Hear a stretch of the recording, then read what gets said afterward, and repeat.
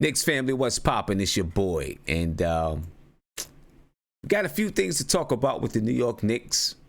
We got a video chat already building up. We got Nate, we got Guillermo, we got Who's Mark in the building. And, well, you know, you hear the stories. You heard Stephen A. Smith, and we'll play it a little bit later on. Kyrie is giving every indication that he's going to go to Brooklyn. Will Kyrie Irving choose the Brooklyn Nets over the New York Knicks? Let's go.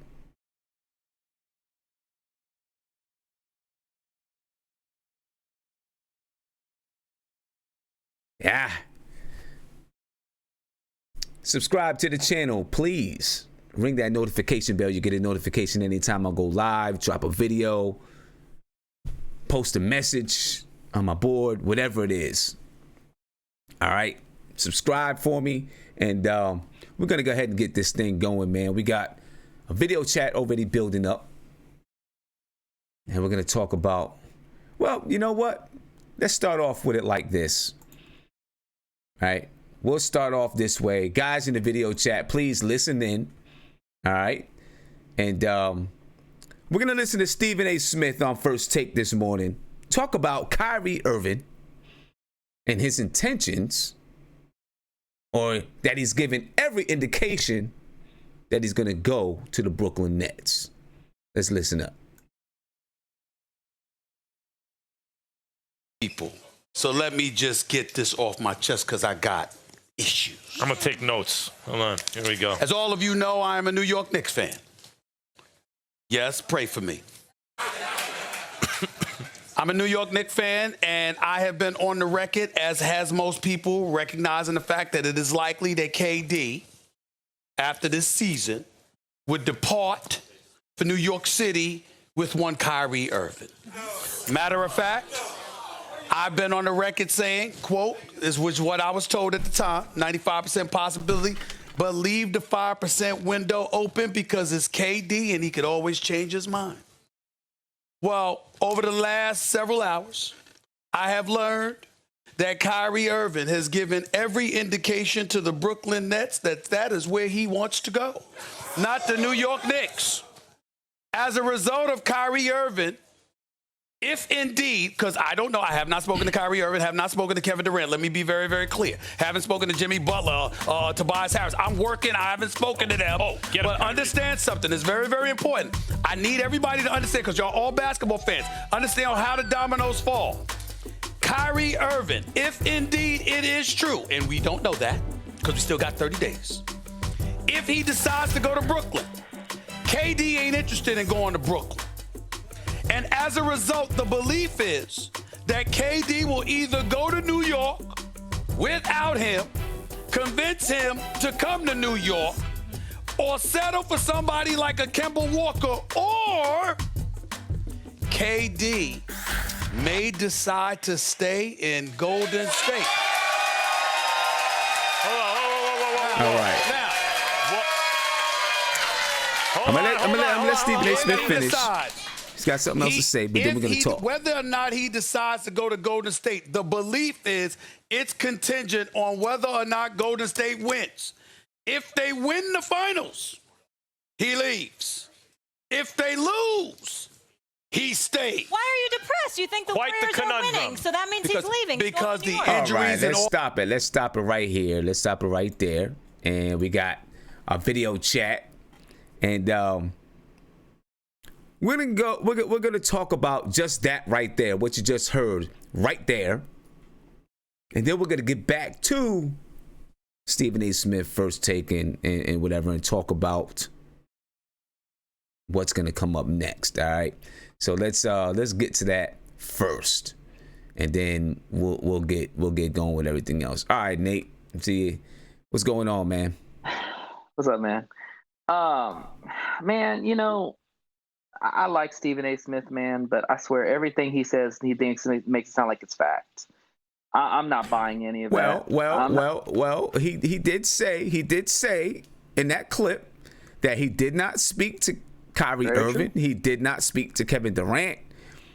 This is just what he's hearing from his people, his sources, or whomever it is. He's just making speculation like we're making speculation. I'm not buying any of that. I don't know if it's speculation. I'm just going from, if you go by what he says, it's people that his sources. It's his sources. But go ahead. So 2 points. I don't think Kyrie is going to the Nets. We talked before the show. Do you think that Kyrie and D'Lo can play together? I don't. I mean, they're both ball centric, and they really don't play off the ball well with each other. So that'd be an interesting combination to put together. And I mean, I don't know where Kyrie's going to go. I'm still saying Kyrie's going to the Lakers. I really do think LeBron's going to make a last pitch to him to come to LA and pair up, because they've done it in the past and it's worked. And yeah, they had their issues, but LeBron really needs help. And I think Kyrie at some point just wants to join him, and hopefully they can resurrect that team. The second point is, I don't think KD stays or goes regardless of what the Warriors do, because we've already seen that they can win without him. I mean, they played the biggest game, the last one, and they won without him. I think that a lot does depend on what happens with the Warriors. I think if the Warriors win, there's a better chance that KD leaves and goes wherever he's going to go. If they lose the championship, there's a better chance that he stays, in my opinion, because but KD, then it's going to say, he's going to say, I'm needed. He's going to feel needed. He's going to feel like they want him to be there. But it's never going to be his team, and that's ideally, I think, what he wants. He wants to have his own team. But I think if they lose, then it kind of becomes his team. Although Curry may always be the beloved player, right? He may always be the one that's beloved, but it kind of becomes, we need Kevin Durant. I think. Let me ask you this real quick question, and then you can go to the next person. Yeah. Who do you think is more valuable on the Warriors right now, Draymond Green or KD? Who do I think is more valuable? In what sense? In what sense of valuable? Valuable to what? Valuable to the team success. So, so you're saying if you take KD out, will they win? Mm-hmm. If you take Draymond out, will they win? Is that what you're saying? Mm-hmm. I think it's KD. I do. I think it's Draymond. I think it's KD. If you're going up against LeBron, like a few years back, but KD wasn't on the team then. If KD was on that team, I think the Warriors still win that championship. But if Draymond didn't get suspended, they would have probably beat the Cavs. They might have, but I think if KD was there, they would have beat the Cavs. That's just my opinion. I think if KD was there, they would have beat the Cavs. Okay. Yeah. You know what I mean? Let's see. Let me see. I'm gonna come over here to Guaramo. I'm gonna save Mark for last because Mark is already losing his skull. He's already wilding out. Right? Oh yeah, he's already wilding out, losing his skull. Guaramo, I'm coming over to you, man. All right. Guaramo, yeah, Mark is still wilding about he's wilding out about KP, man. But yeah, KP.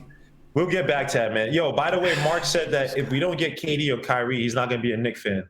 So everybody mark that down. Oh, God, here he goes. Hold up, wait a minute. Flip-flops on a lot of stuff, man. That's my man, but he flip-flops on a lot of stuff. Just the other day, Mark said, I'm okay if they don't get KD and we build through the draft. He just said it 2 streams ago. He said, Mark, I'm man, okay with... Gotta be consistent, man. But yeah, it was good, so man. Stephen A. Smith, man. Look, these guys, man. It's all rumor mill stuff, man. Like this is the only thing, right? And this is of course built up off rumors. And we could talk about this later. I think Nate brought it up. The only way I'm convinced, right? Because I think the the free agency is July 1st. June 30th. June 30th. I'm sorry, June 30th. June 30th. And the draft is June 20th. June 20th. So the only thing that might convince me that, obviously, if we take Ja, but the only thing it has to be that, because there's so many rumors. So now they're talking about, the whole thing with Ja Morant's knee, the scope that he has to do to get the little bone fragments, whatever, out. Right. And there are rumors that the Grizzlies might take him. But when I read all the rumors, Sim, there was nothing substantive that said this guy said this or this. It's all speculative stuff. So the Grizzlies still might take Ja Morant. I mean, Kyrie Irving, for all intents and purposes, he has a knee issue, or he had a knee issue. Whatever. So look, all this talk about Brooklyn, they've been trying to feed this whole Brooklyn. Oh, KD said he doesn't mind Brooklyn. And then Kyrie, he would. It's like they're just they're feeding up the rumor mills and blah blah blah. I mean, Brooklyn, they still got Russell, D'Angelo Russell that they can resign, whatever, and still build off that. So I mean, all this stuff about Kyrie, I'm not really feeling. I think with us though, is what we would do. Would we favor Kyrie's knee and his assassin mentality, minus what we saw in terms of leadership, versus Ja Morant's knee issue, but Ja Morant's leadership, but his lack of refined defensive skills and offense? I think that's something that we could talk, because if they take RJ Barrett, the Grizzlies, Ja Morant, cheaper, younger, obviously healthier leadership guy, versus Kyrie, who's a proven assassin, proven killer, so hey, it is what it is. But all this stuff about the rumor stuff, Stephen A. Smith, he's just doing his stuff for TV. He's a clown. He has to scream, and he doesn't know half the stuff he's talking about half the time. So let me ask you this: why would Kyrie consider Brooklyn? The only reason why would have to be the stability and the basketball mindset out there. I mean, what that guy did, the former coach, I can't remember his name, Addison. Mm-hmm. What he's done with that team, Sim, you can't knock it. Like what they're doing, no doubt about D'Angelo it. Russell, the kid with the afro, LeVert, Dinwiddie, like they have good pieces. I mean, that's a team that you put one or two, a killer and have those guys gelling. That's a dangerous team out the East, Sim. So if Kyrie wants to go for basketball reasons, that's one thing. But the whole thing. Look, his I think his godfather is Rod Strickland, former Knick. The allure of New York basketball, being the guy to bring back the Mecca to finally turn on the lights again. That's the allure, but you have to take into account our owner, even though that Russian owner is kind of crazy, he's not James Dolan. And I think that James Dolan is just that because James Dolan's such a recluse, you'd be scared. Now, if you're going to go for straight basketball reasons, Sim, if you have Katie come in here and Fizdale, you guys are on the same page with Fizdale, and you get an RJ Barrett, maybe the basketball reason. But if you're looking for an actual system, that might look good. And Sim, take D'Angelo Russell and put Kyrie. And I think D'Angelo Russell's. I don't know if he's going to be $6 million a year, but he looks damn good. He looks underrated. He looks like the Lakers making a stupid decision. But if you take Kyrie and put him in that position, what D'Angelo Russell is doing. He was on ball all the time, shooting threes off the dribble, like he was attacking. You put Kyrie in that situation. That's something that Kyrie would relish. And you have enough role players around Kyrie that they're not asking for the ball in the first or the fourth quarter when the tone has to be set. You know what I mean? So you have a lot of ancillary role players that will fit Kyrie perfectly in Brooklyn. Maybe put another shooter, Danny Green or whatever. And that's a dangerous team. So he might go in terms of basketball reasons. Brooklyn looks better, but in terms of allure and bringing back an organization, I won't say single-handedly, but being the face of that bring back, and if you even get to the finals, that allure, man, it's a little bit bigger than Brooklyn. Yeah, let me see what Big Freezy has to say. I'm gonna leave you live though, Guillermo. All right, I'll be quiet. Hey, Mark, he got me unmuted. I mean, Sim coming to me. What up, Sim? Yeah, what's up, Freezy, man? All right, so what do you think, man? Is Kyrie going to Brooklyn or what? Man, man. So I saw the episode or the video with Stephen A. Smith and Max Kellerman, man. Max Kellerman make me want to put hands on him, dog. You know what I'm saying? I ain't a violent person, man. I'm peace and hair grease, bro. But when that dude constantly coming out his mouth with foul stuff towards our franchise, man, he went on national TV and said he's not a Knicks fan no more. He liked the Lakers. Yeah. For one, what Knicks fans, dump ship That ain't what we do. You know what I'm saying? And then for them constantly to regurgitate old news, like he said today that the Knicks front office was a dumpster fire or something to that effect. And that could not be further from the truth. You know what I'm saying? As a matter of fact, we are enjoying, like, this last 2 years, we've enjoyed a lot of peace, drama free. You know what I'm saying? As a matter of fact, the KP stuff happened on Dallas's watch, and they tried to stick us to it. Yep. You know what I'm saying? So I mean, we were out on that too. No shade to my homeboy who's Mark, you know, bringing up KP drama, but you know, in terms of what goes on with the Knicks, man, we've been super straight.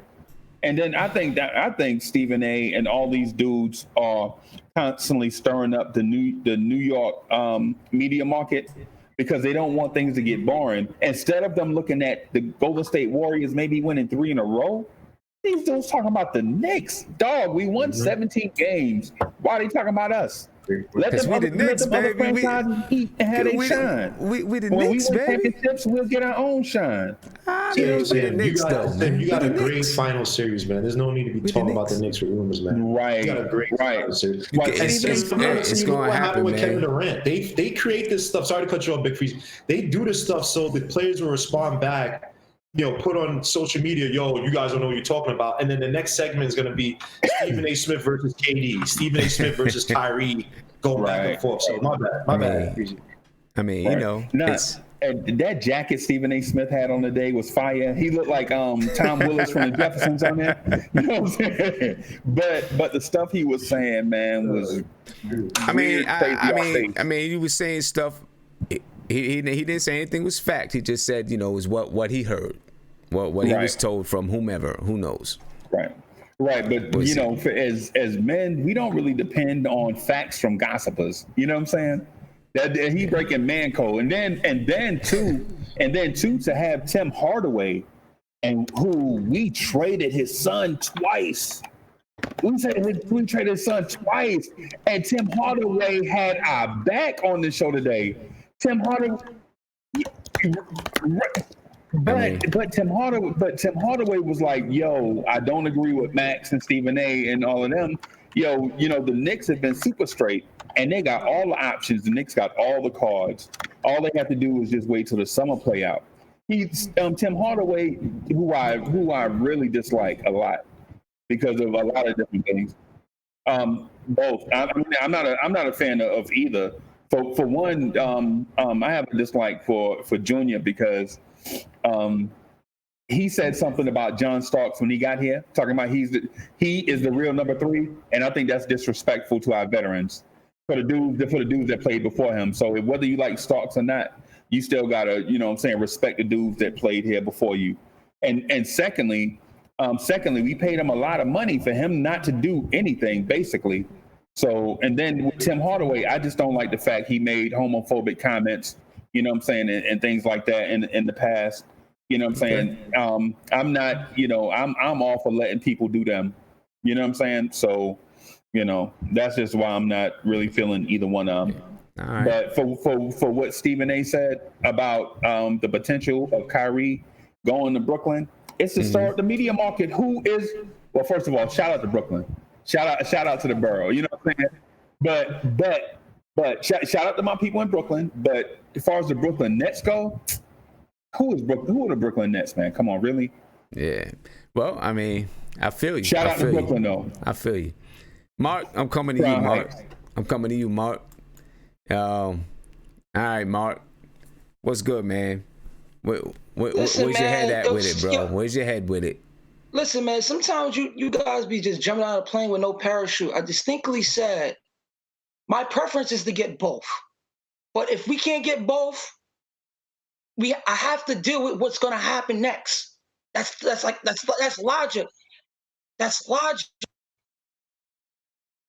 Okay. No, not you. I'm not coming at you, bro. All right. So No. I'm talking about when Sim, when Sim was talking about. I just said 2 episodes ago. I said that because I'm worried that we might not get both. I know, I'm just saying, but you like 2 episodes ago, you was really like, all right, I'm cool if we don't get it. I'm cool with rebuilding. I want KD and Kyrie because I really want to start winning games. I get that. I'm just saying. You just said that if you don't get him, you're not gonna be a Knicks fan no more? I'm exaggerating, bro. I'm just entertaining, bro. Okay, I'm just saying. I'm just asking the question. You said today you said you're not gonna be a Knicks fan no more. 2 streams ago, you said you're okay with if we don't get it with rebuilding. I'm just saying. Yeah, but I'll still be pissed, but I'm gonna have to get over it at the end of the day. Well, okay, all right, cool. Well, you had to get over it then. But you know what's crazy? Big Freeze is kind of right. I think KD and Kyrie's controlling narratives, and they learned it from the guy from the West Coast, LeBron James. But then again, I just don't trust Kyrie, man. Like guys that you can't read, you just don't know. Listen, man. Just don't do this to my heart this summer. Don't do it. Because this is the best chance we have this nice amount of money to get transcendent players to take us to the promised land in year 1, and we're able to get Anthony Davis. Don't let this happen. Don't mess up my summer, please. All right. All right. Well, let me ask you this. If Kyrie goes to Brooklyn, oh my God. Just listen. If Kyrie goes to Brooklyn and the Nets decide to not, to let D'Angelo Russell go. Because right now, D'Angelo Russell is a restricted free agent, meaning that the Brooklyn Nets can match anything that's offered for D'Angelo Russell. Yeah. Right? Now, D'Angelo Russell, I just read a headline. I didn't actually read the article. It's 6 teams that want him. Is opening his mind to the fact that the Nets may get Kyrie, or that Kyrie may go to Brooklyn.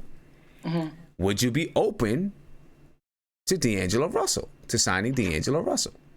For how much? Because I just don't think that. I don't know. I don't know how much. I'm not even asking how much right now. I'm just asking, would you be open to signing D'Angelo Russell if the Nets decide that they're not going to re-sign him? They got Kyrie Irving. They're not going to re-sign him. Would you be open to signing D'Angelo Russell? No. Me no. Because listen, he's a decent player. Mm-hmm. He's just a decent player to me, but all-star. He's an all-star. No, because I know what his contract is. I know what his contract is going to command, and that's like no. What is it going to command? Yeah, it's going to come. He's going to be a 20 plus. He's going to be 20 plus mil. This. Okay. No. Okay, so you don't think he's worth 20 plus mil? I think he's 15. I'm not giving him nowhere over $100 million contract. No. He's a 100 million plus player. I don't know. I mean, he's been an all-star for what, 1 year? Is he when you watch him play, he's been an all-star in the East for 1 year. He's been an all-star in the East for 1 year. We'll put that caveat there. Right, that he's been an all-star in the East for 1 year. Is he worth? I don't know. All right. What's his name? What's his name with the Pelicans? Hold on. Yeah, that's what we're doing right now. We're making a comparison, right? What's his name for the Pelicans? Jrue Holiday. I'll take Jrue Holiday before I take. Okay, Jrue Holiday makes $20 million a year. Yeah. Where does D'Angelo Russell compare to Jrue Holiday? I would take Jrue Holiday. Jrue Holiday is a better offense. I think Jrue Holiday is a better offensive player, better defender, a great playmaker. Listen, he's just a better player than D'Angelo, bro. He's bigger, stronger. Okay, but let's talk about the future. Yeah, go ahead. Right? How old is D'Angelo? D'Angelo, he's like What is he? 23, 24? How long is he? Let me see. He's got to be about the same age as Kristaps Porzingis, right? Yeah. So you about like 20, 23, 24, 23, 24. About 100 plus for this guy. He turned 23 February the 26th. He's 6'5". This year he makes $7 million. He made $7 million this year. I would take him 4 years, probably 70 to 80 max. I'm not going over 100. He's going to come in over 100. And I just think he's an okay guard. I don't think he's going to be all worldly guard. I don't know. I mean, he's got a lot of time left in his league. No, That's all I'm saying. He does. But sometimes when you watch him play, he's good. Mm-hmm. I'm not knocking his talent, but do you think he has another notch, another like where he could go beyond all-star? Well, let's put it like this. Okay, hold up. I think he does. You know why? This is why I'm gonna say I think he does, in my opinion. Right? One, coming out of college, we all know what we thought he could be. A lot of people thought he could be. I'm not saying you did, but a lot of people thought he could be a special guard in the NBA. Good court vision, passing ability. He has good point guard. He averaged 21.1 points per game, 7 assists. That's what he did this year, right? He shot 43.4% from the field, 36.9% from three. Now, he has a lot of time to improve those field goal percentages. Now, let's say if he gets up to 46% and 40% from three, I mean, that puts him in that does take him up another level, in my opinion. And he did it on what? Go ahead, say what you're gonna say. I just can't give him that much money. It's like Middleton. It's like D'Angelo is like one of them guys. I know he could get better and everything. He's like one of those guys. It's like he's good enough, but is he a second to your first guy? Let me ask you this though.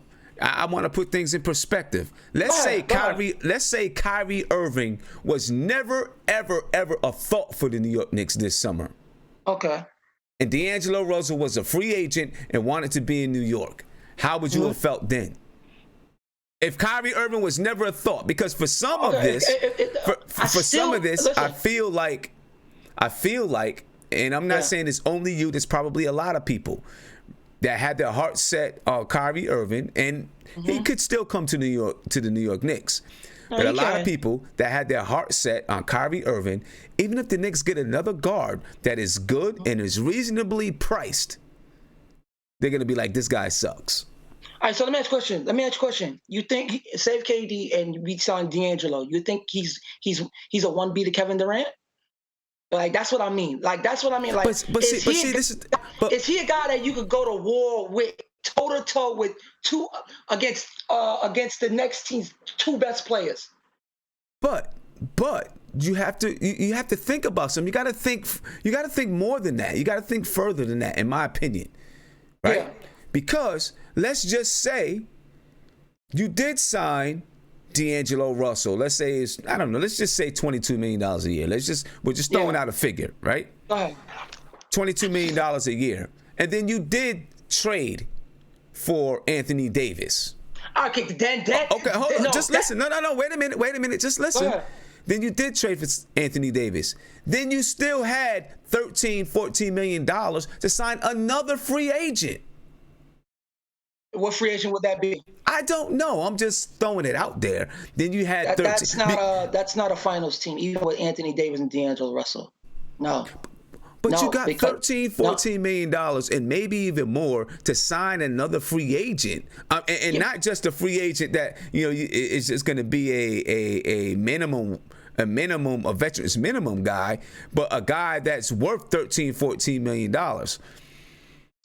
So when you look at the league, and then the next 3 or 4 years, if that did happen, the next 3 or 4 years when KD is ready to retire or go, or 5 years or whatever you have, wait a minute, listen. Let me finish.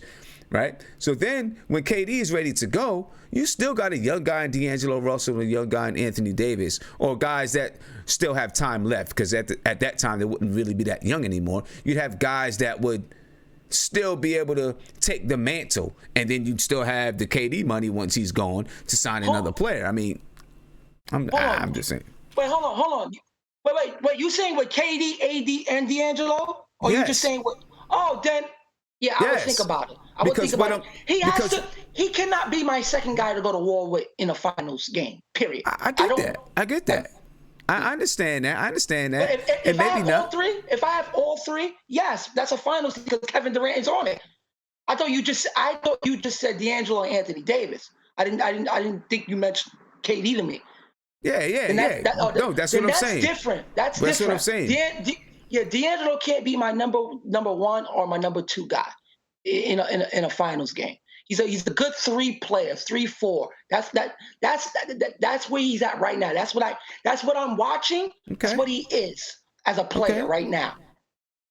If he's playing with KD and AD, it gives him time to grow to get him more better. Exactly. Yeah. And but what I'm saying is, when I mentioned the other $13 million, is you would have $36 million that you're paying to KD in free agency. You trade for Anthony Davis. So if you're trading for Anthony Davis, if that happens, cool. Listen. You're not spending any of your free agent money, right? And so then you spend the $23 million or whatever it is on D'Angelo Russell. You still got $14 million to get another free agent that's going to be a piece, a big piece. Now that's better because I can get another good time, a good quality role player, and on top of that, I'm not paying 5'10" Kemba Walker at the age of 30 over $30 million. So yeah, if it works out that way, I'm cool with that. It happens as long as KD gets here as my number one guy, who I feel confident that he could take us to the finals in the East. Yeah, but if it's just D'Angelo AD, that's not a finals team. Well, and now I also seen in the chat where somebody, said, you take D'Angelo Russell, Mitchell Robinson, Kevin Knox, RJ Barrett. That's a young core. That's not a young core that you can build with. You don't think that's a young core? Yeah, no, well, I'm just not in on D'Angelo the way y'all think. I just think he's going to be okay. I just think he's going to be like a B+ point guard, bro, like a B+. That's what I think he's going to be. But listen. Yeah. I'm not talking anything about him being your one guy or your B guy. It's not always about your A or B. Sometimes it's about building a team, you know what I'm saying? And somebody else might become your A guy. You gotta have those guys. You gotta have those guys that can carry a load as an A guy. Well, you don't win without those guys. You know what? I'll say this. The Brooklyn Nets were better than us. Right? Yeah, because they was more seasoned and they had 4 years to put a system together and build together. That's what people are not comprehending. They had 4 years to do that. He was the leader of that team. Who? They were better than us. Who was the leader of that team? He was the all-star from their team. D'Angelo Russell was the all-star from their team, and they were better than us. If Karis LeVert didn't go down, he would have been the all-star. The only reason why he was an all-star is because Karis LeVert went down. Maybe he would have. I'm just saying, D'Angelo Russell was the all-star for their team, and they were way better than we were. Yeah, just like Middleton is an all-star, and you look at him in the playoffs, he just shrivels up. That's what I'm afraid of, paying guys that much money, and then they give you this type of production in playoff terms. Kyrie did the same thing this year in the playoffs. You ready to give him $30 million, and he shriveled up in the playoffs. Hold on. That's because hold on. I seen him on the highest stage. That's the difference between him and D'Angelo. You seen him on the highest stage with another guy. I distinctly said I wanted him with KD. I know. I'm just saying. But you seen him on another stage with LeBron James, but he also shriveled up, and you're ready to give him over $30 million. But the difference between him and D'Angelo, he can be a 1B to a 1A guy. That's the difference. All right. That's the difference. All right. But you know what? Was he a 1B in his third year in the league? He was better than D'Angelo by far in his third league because he was an all-star. He was an all-star that year. That's one of the reasons why LeBron went back to Cleveland. Let's not get that wrong.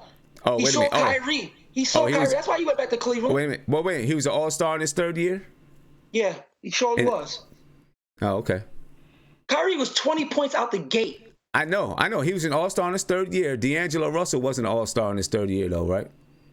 What was his fourth year? Fourth year, third year, fourth year. This is his fourth year.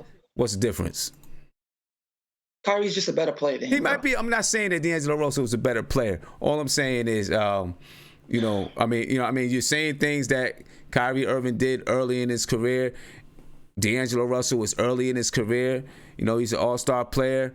You don't have to pay him as much money. I'm not saying he's a 1B. You know what I mean? But it doesn't always have to be the superstars. Sometimes you need pieces that fit together, man. Doesn't always have to be the superstars. No, you're right. You're right. But then again, I think Kyrie could fit with Kevin Durant because Kevin Durant don't demand the ball. He may not be coming. He may be going to Brooklyn, and D'Angelo Russell may be available, and you still need a point guard. So let me ask a question. So next season, right? If none of these guys come, you willing to sign D'Angelo for 4 years, 80 plus? I don't know. It depends on what else the Knicks plan on doing. Because if that's the case, where else they look, I don't know. I think if we sign, I think if he signs for that, playing in New York City for the Knicks, do you realize what we would do to him if he does not show the level of productivity he did in Brooklyn? It's going to be. It don't matter who you sign. It's going to be that way. Go ahead, Guillermo. Yeah, all I was going to say, Sim, is that Kyrie Irving is one of my favorite players. But Kyrie, if you took D'Angelo Russell, this is a guy who basically messed up his situation with the Lakers, right? Mm-hmm. Going over to Brooklyn was an afterthought, right? And this guy was leading a bunch of guys who, look, are they better than the Knicks? But, Ryan Hollins, Jefferson, LeVert, people want to say, look, he flashed. This guy was not looking like he's going to be as great. He flashed a little bit before he got hurt. They have the kid, Dinwiddie, who's a decent shooter, decent scorer, but not, guys going to kill your team. And D'Angelo Russell arguably did more than Kyrie did with the Celtics team this year. And look, I love Kyrie Irving's game, but this guy, Kyrie Irving, played with LeBron James. He basically had a chance to leave with the Celtics, and he didn't do that. So when people talk about, what I would give, blah, blah, look, if I had the between the two, right, I have to see the construct of my team. I'm not saying D'Angelo Russell is better than Kyrie Irving now. Kyrie Irving is an assassin, Kobe-type blood assassin. But the thing about those guys is that they only know how to play one way. D'Angelo Russell, say what you want, he messed up that situation with the Lakers. He went with the Brooklyn. You didn't hear one peep out of him. Players like to play around him. He was making big shots. He was facilitating. He was making guys around him better. These are all the things that we always talk about that we want in a point guard. And D'Angelo Russell did. I'm not saying I would take Kyrie over, but to scoff and say that D'Angelo Russell can get $20 million a year, that sounds stupid. So if D'Angelo Russell came to our team and was making the bums, the so-called bums of our team, look like how they did with Brooklyn, and we went to the playoffs with this team, I'm pretty sure people talk about giving. So when we talk about giving contracts, it's not about what the guys have done. You got to give the money based on what you see. What do you see in terms of expectation with these guys? And I'm sorry, D'Angelo Russell this year, it's not like Kyrie Irving. D'Angelo Russell this year did a way better job leading those guys, a bunch of so-called bums, than Kyrie Irving did with a loaded Celtics team that made it to the Eastern Conference Finals without him. Well, let me not say totally without him, but largely without him, because he did get hurt and he did play some, but largely without him. So all that's about D'Angelo Russell. D'Angelo Russell looked good to me. If you can't get Kyrie, I'm not against giving D'Angelo Russell. If we don't get Kyrie as well, too. People don't understand. Yeah. You need a guy who's going to make guys around you better. You need a guy who's going to facilitate philosophy, get guys to play, get guys to be better. I just watched a video with Jim Jackson, Jason Kidd, Jamal Mashburn. Now, remember that Mavericks team? And they won diddly squat. Now, if you took three of those names at the time they all got drafted, and you said, "Yo, put those guys together," you'd be like, "Oh, we going to the finals." And they didn't do diddly squat, and that was all talent. So when all you people talk about all this talent, the Warriors right now are playing right now with a bunch of B.C. level guys, but they have chemistry in the team and they have a system. I think we forget that so many times, and now we're screaming, we're having, we're losing our minds because free agents don't come. But like I said, Sim, like you, me, Isaiah, and some other guys have said, if we had a system, if we had a foundation, we wouldn't be so scared that we're not getting free agents because we have something to build off. The Brooklyn Nets aren't scared if they don't get a free agent because they have something to build off. And people talk about Brooklyn Nets, they have Atkinson, who came from the Knicks, who was a assistant coach with the Knicks. People want to talk about, oh, the Brooklyn had time out. No. They brought into a system and they had guys that help support that system. And I think we tend to forget that. We want to just go and whore ourselves out for these free agents. Who look, I love, but let's stop kidding ourselves. Kyrie and KD and AD, 3 mercurial guys all playing together. We don't know how that's going to look. Why don't we just build a freaking team from the bottom and see where that gets us? Build from the damn draft. The free agents want to come in, but build a damn system so you don't have guys trying to run the system, man. Guys trying to run the team like it's theirs. Look what happened with KP with his brother. And we're talking about KD and Kyrie and all these guys who are mercurial and don't know how to lead their damn teams by themselves. Come on, man. Stop with this trash, man. Yeah, I'm with you.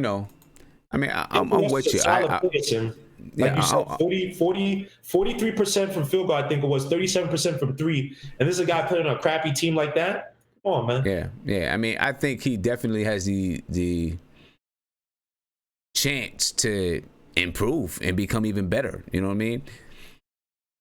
I just don't understand, Sim. Like, why is it that when New York, we lose all the time, and then when we have a chance to build, it's like, nah, let's not do that. Let's just 2K this up and get every all-star out there. And if we don't get them, the Knicks suck. It's like, dude, that's not how you build a team. Yeah. That's how you build a team, Sim. Yeah. And here he comes. Oh, here he comes. With this music, you know mad loud for no reason. Yeah, make sure he's got his stuff turned down before I even unmute him, cause you know what I mean. Here he comes. He's gonna have his stuff to say. Yeah, look, and plus, Mark, if the Knicks sign D'Angelo Russell, I can get a Knicks jersey that says Russell on the back. So I'm cool with that too. You know what I mean? You know, for those who don't know, my last name is Russell, so I can get a jersey with Russell on the back. Sam. First of all, your last name is Anthony. Carmelo's your family. Don't try to come over and switch this guy. Man. I'm saying no, we're not related, but I'd like to have a Knicks jersey that says Russell on the back. Oh, man. Isaiah, what's going on, y'all? What's going on, man? And I see what you said in the YouTube chat, and I never said that D'Angelo Russell was a number 2 or a 1B or anything like that. I never said that. So don't put words in my mouth. Hey, so let me start by saying this. I made my lady some tacos today. Man, that's the first thing. Every time he gets on the chat, the first thing he talks about is food, man. All right, go ahead. All right, you made us some tacos. What kind of tacos did you make, man? What kind of tacos did you make? I made my girl some shrimp and some chicken tacos, with little peppers, onions. Had this little chipotle sauce. Had a little rice and beans. You know what I'm saying? I had the ranch hard taco shells. Look, we went to go see Aladdin tonight. It was a good night. You know what I'm saying? It was a great night, man. I had a good night until I heard this from you, Sim. That's what's up. I had a good night. All right, what did you hear from me? Sim. What did you hear from me? Sim, you my man. I got so much love for you. But I just think you wrong tonight, man. I think you wrong about what? Wrong tonight. Okay, wrong about what? I'm with Mark. Why are we talking? Mark voice, why are we talking about D'Angelo Russell? No disrespect. D'Angelo Russell, let me say this, Sim. D'Angelo has had a great year. Okay. He had a very great year. Okay. But, Sim, why are we talking about, and I know you're going to say he can be a piece, but you're going to pay a piece $18 million? Would you rather? Whoa. Wait a minute. First of all, he would be making more than $18 million. $18 million would be a steal, most likely. Would be a steal, right? The kid is 23 years old. 23 years old. Wait, listen. I'm listening. Oh, that's a good point, Sim. That's a good point. What Mark just said. We might as well keep Moutier. D'Angelo just made 1. So wait, Big Freezer, you're saying that. Look at Chris Middleton. Did he play like an all-star in the playoffs? Come on. We all know there's been, how many times has there, Shawn Marion was an all-star. No disrespect to Shawn Marion, he's a great player. Shawn Marion was an all-star. We had this. There's always been a one-time all-star. I'm not saying D'Lo is a one-time all-star, but it's like we gotta slow down with, especially nowadays. We gotta slow down over who's getting. Hey, Sim. Yo, Sim. Yeah, I'm listening, Mark. Yo, Sim, you muted.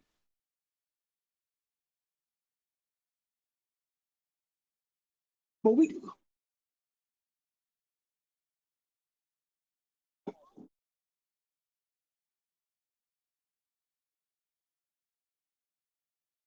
Me?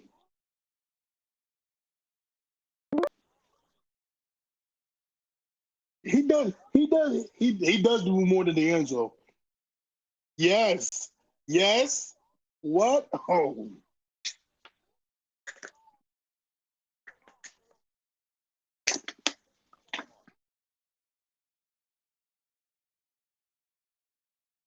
Hey.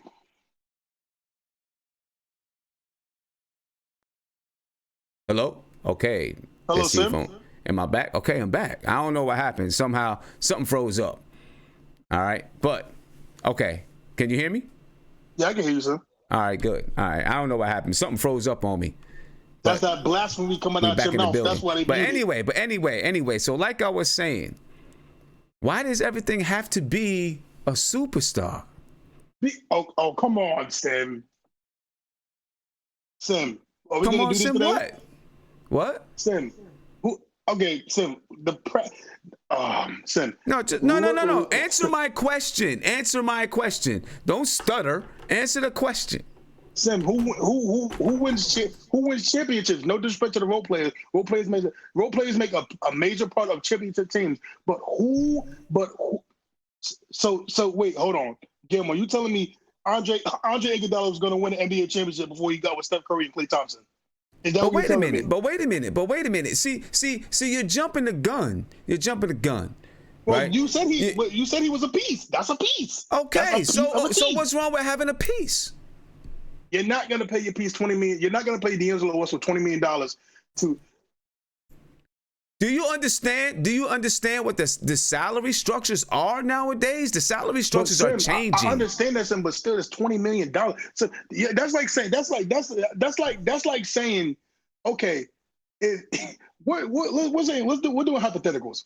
So you're telling me Anthony Davis is going to play better with D'Angelo Russell when he had Jrue Holiday, who we all say Jrue Holiday's better. Where's the sense in that? Where's the sense in that? Wait a minute. And what is doing? This is just first of all, we'll go with the hypothetical, right? And maybe he does, maybe he doesn't. I don't know. You know what I'm saying? But what if Jrue Holiday's not available to you? He may or may not be. Jrue Holiday's under contract for another 3 years. D'Angelo Russell is a free agent. And you also, just like when you're in the draft and just like when you sign players, you take a chance anytime you sign a player. No player that you get is ever really going to be a surefire thing except for your superstars, right?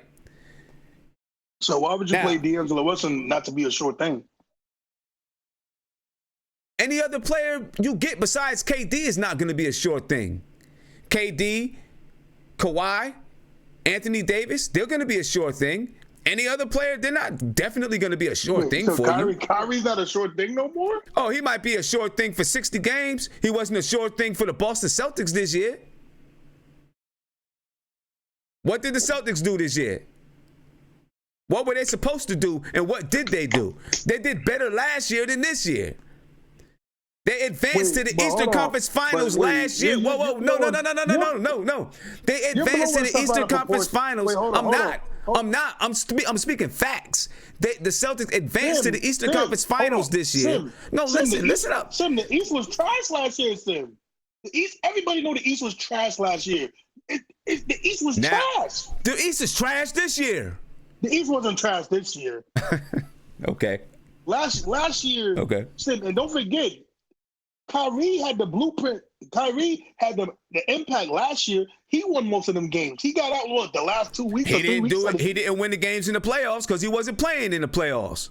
They made it to the Eastern Conference Finals without him.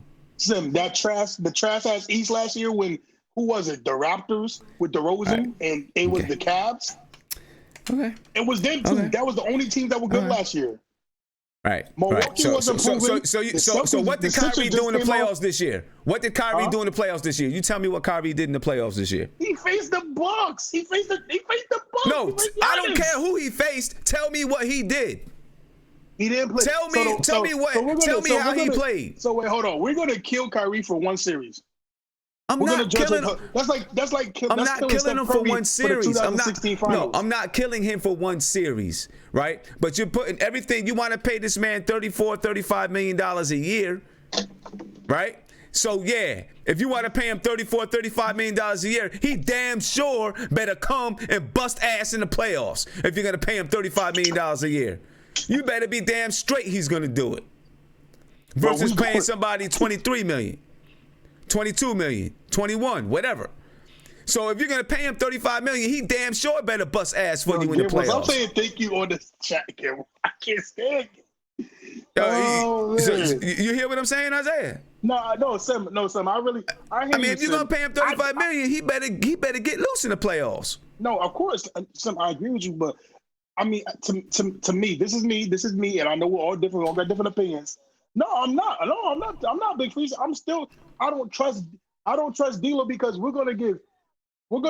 So you're telling me this, Sim. So Sim, you're telling me this, and tell me if I'm wrong. We're gonna give D'Lo $20+ million based off one season versus Kyrie when he had multiple seasons of playing good. So we're gonna go off 1 year.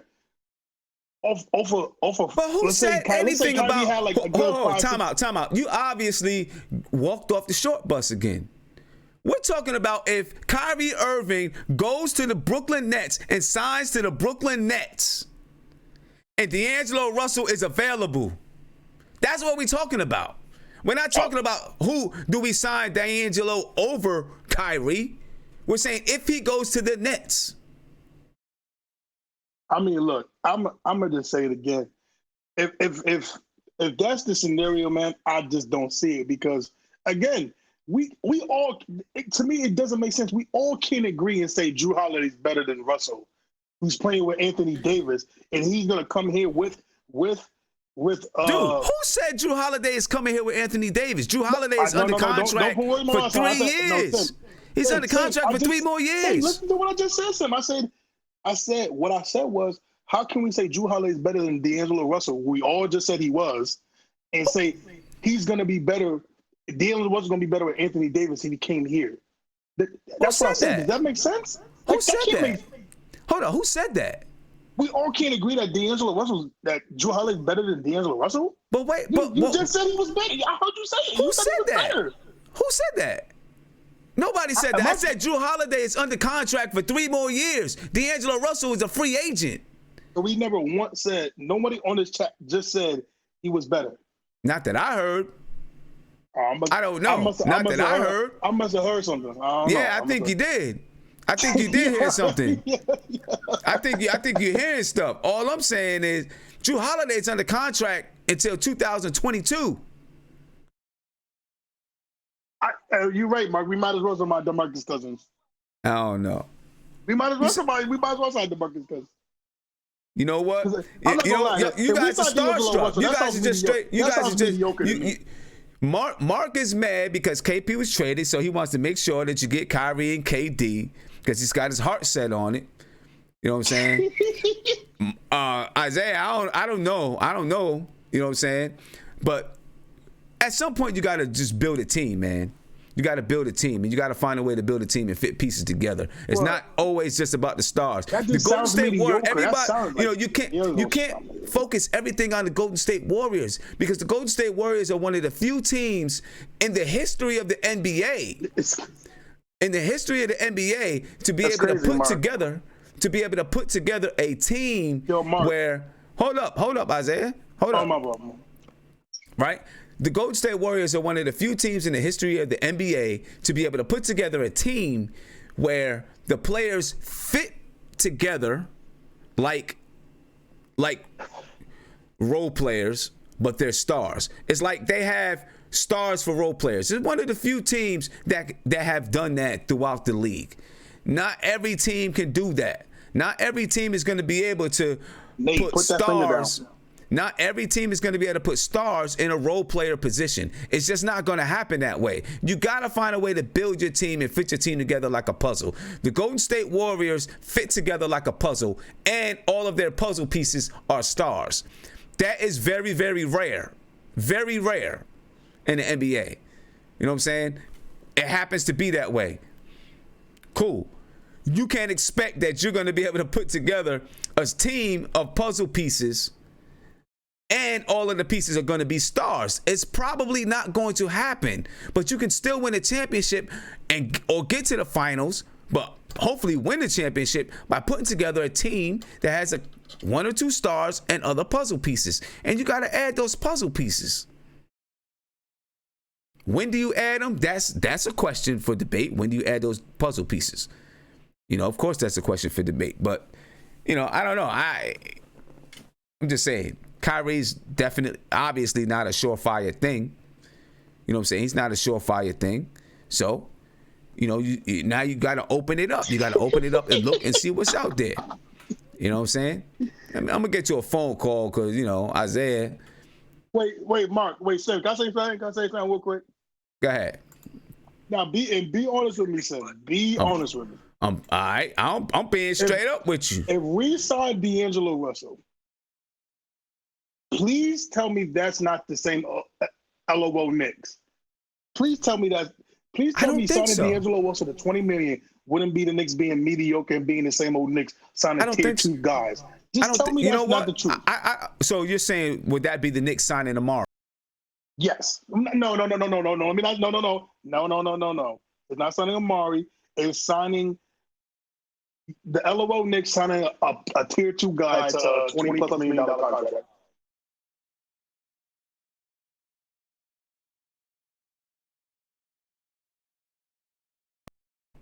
I don't know why it keeps doing that, but anyway, are you saying Isaiah that's the Knicks signing Amari? That's like the Knicks signing Amari? No, because you got to try to flip that. It's not signing Amari. It's signing. I'm trying to think. Of a player. I'm too young for that. Big Freezy. Fine, yeah, that's cool. Chris Childs then. No, it's not Chris Childs. It's not Chris Childs. First of all, Chris Childs was older. Right? See, the only thing that you can really compare it to, because the only time that the Knicks were in this type of a situation is in 2010, and they signed Amari, and that's very, very different. Amari was 28, 29 years old. You know, 2 years. In 2 years, he was going to be 30. Right? He wasn't a 23-year-old kid who was in the fourth year in his league. You know what I'm saying? Amari had been in the league for 7, 8, 9 years, you know, or 7, 8 years or whatever it was. And he had a busted back.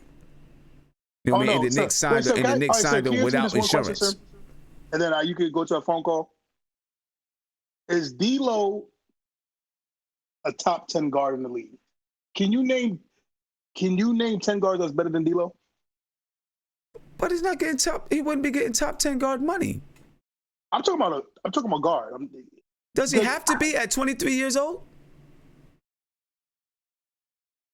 The guy be point guard. I can name 10 point guards better than D'Lo right now. Okay, cool. That's great. I'm sure you probably can. But does he have to be a top 10 point guard at 23?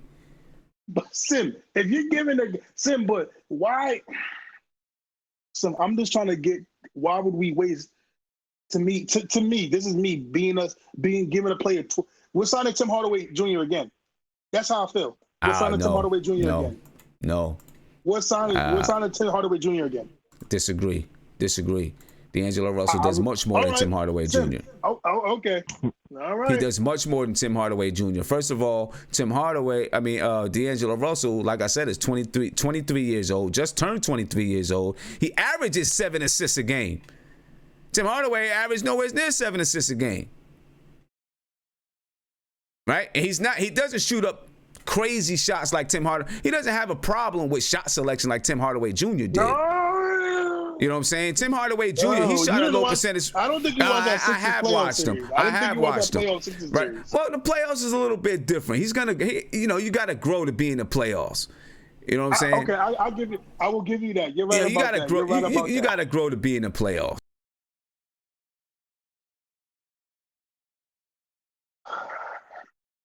All right. I guess we're gonna. I guess we're gonna sign a 20 plus guard to play no defense. I guess. No, you can't compare the two, Gammo. Oh my God. Don't compare the two. Come on. Gammo, but you're talking about Kyrie. You're talking about Kyrie. Kyrie Irving can afford not to play defense. He's that better. He's that better of a scorer that he doesn't have to play defense. I don't know what it is. For whatever reason, I keep losing the audio. Gammo, man, Gammo, what's going on with you tonight, man? Why are you doing this? D-Lo, Gammo? Come on, Gammo. Gammo.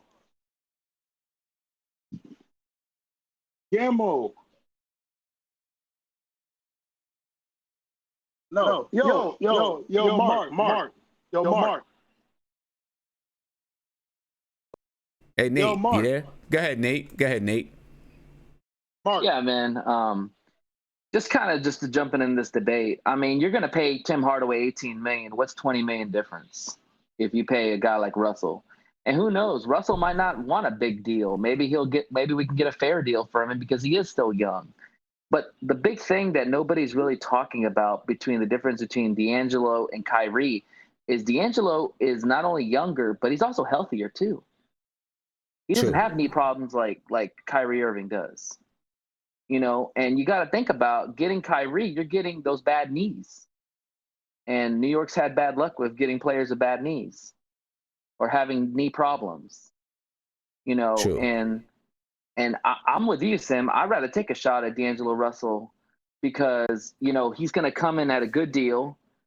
He's a good player. He's just finding his game. I mean, you look at the stats last year and compare him and Kyrie together. Kyrie did horrible on a better team with better players. And the Nets actually overachieved. They played a lot better. And D'Angelo Russell, if you watch the playoffs against the Sixers, he balled out. They just needed more players around him. You know, Kyrie came up very short. His shot crap. He shot like 30%, I think, from the field. I mean, he never really took over games. And I've been a big critic of Kyrie. I mean, I haven't seen him be big time since he left LeBron. You know, and I don't know if he's the guy that's going to be that player like we saw in the finals. Yeah. You know, but D'Angelo Russell's younger. He's healthier. And I think if you plug him in right now, he's definitely an upgrade over what we have now. And I'd like to see him play with a guy like RJ Barrett or Mitch Robinson, you know, because the guy has skill. I mean, this guy was number 3 overall. I mean, he's shown flashes of greatness. He just needs to put it together consistently. Yeah. You know what? This is going to be a debate that probably heats up. You know what I mean? It's probably going to be a debate that heats up big time. And I just want to apologize to everyone, man, for the audio. I don't know why the audio is, you know, acting crazy on me. So I apologize for the audio acting crazy. Hopefully it stays straight now. Get that Mark dial up. It's not.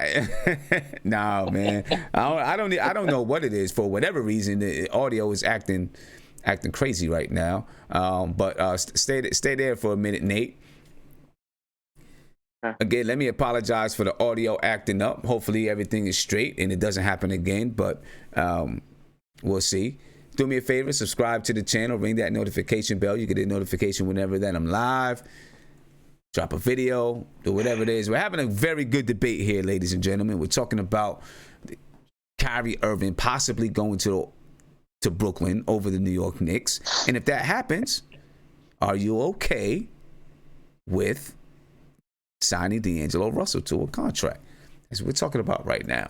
And, you know, there's a lot of opinions and a lot of arguing going on in regards to that opinion. You know, Ant G just joined us. I want to see what Ant has to say about the topic. All right.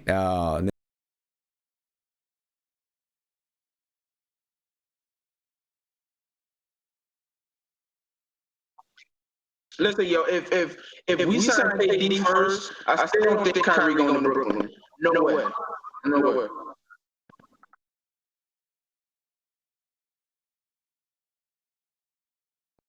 And it's back. Ant, can you hear me? Yo. What's good, man?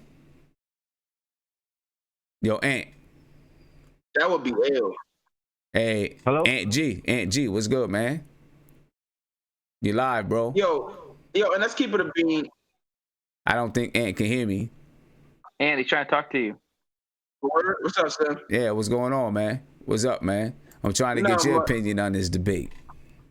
Yo, so listen, man. D'Lo's a nice player. He's a nice player. I don't think I'd even want KD if it was just him and D'Lo, though. I don't think so. Now, if we can get like KD in a trade for Anthony Davis and Drew Holiday, I prefer that over just KD and D'Lo. Maybe. I mean, Drew Holiday may not be on the table, but I'm not talking about just D'Lo and KD. We were talking about D'Lo, KD, Anthony Davis, and then you got enough money to even sign a third person. All right, man. If we talking about KD, AD, and D'Lo, then I'm with it. But yeah. If D'Angelo Russell is our third or fourth option, I wouldn't mind giving them like a 3-year deal. 20 million, 21 million, and then he'd be 26 at the end of that deal, and then he can go for a bigger contract. Right. If you gave him like a 3-year deal, he'd be like 26. I mean, the bottom line is there's going to be a lot of different options that the Knicks are going to have to go with, this summer. Yeah, and I still don't believe. Listen, if we sign Kevin Durant, I do not believe Kyrie Irving is going to Brooklyn. There's no way he's going to stay in the same city as his buddy and go to Brooklyn. I don't think so. I think it's a lot of smoke. Again, man, listen, it's a lot of people saying a lot of stuff right now. We get KD in the fold, I don't think we're out on anybody. So this may be just a phase he's going through right now. He got a lot of people in his family telling him to go to Brooklyn. But I think if we get him in a meeting with Kevin Durant in the fold, it's going to be hard to turn down. Okay. All right, we'll see what's going to happen, man. It's going to be a lot going on between now and then, without a doubt. Yeah, so much more stories, man. It's coming. It's crazy. Yeah, a lot going on between now and then. All right, let me ask you, what do you think about, Ja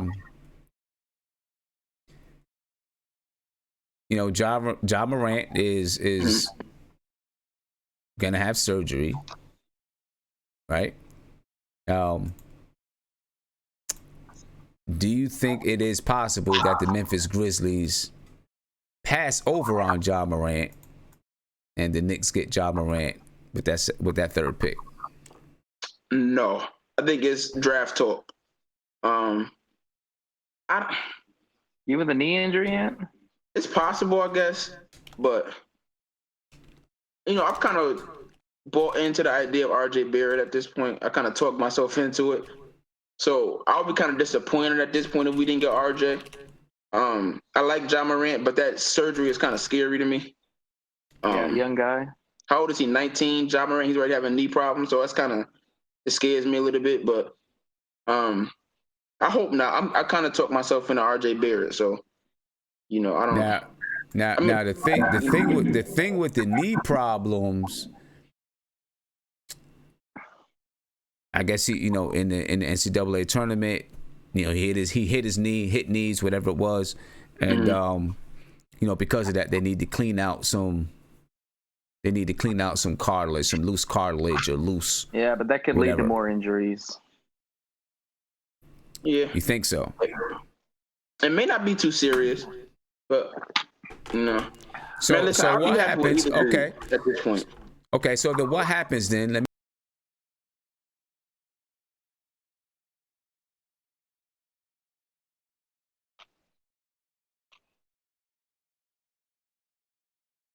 You went out for a minute, son.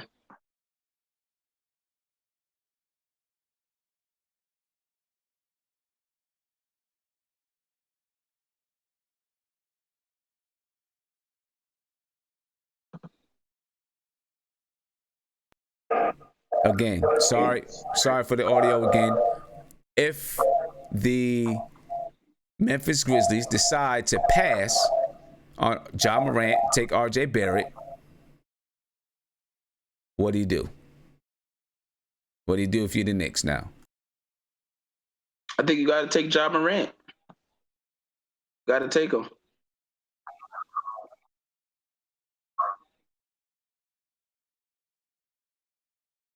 Even though you are afraid of his, worried about his knee?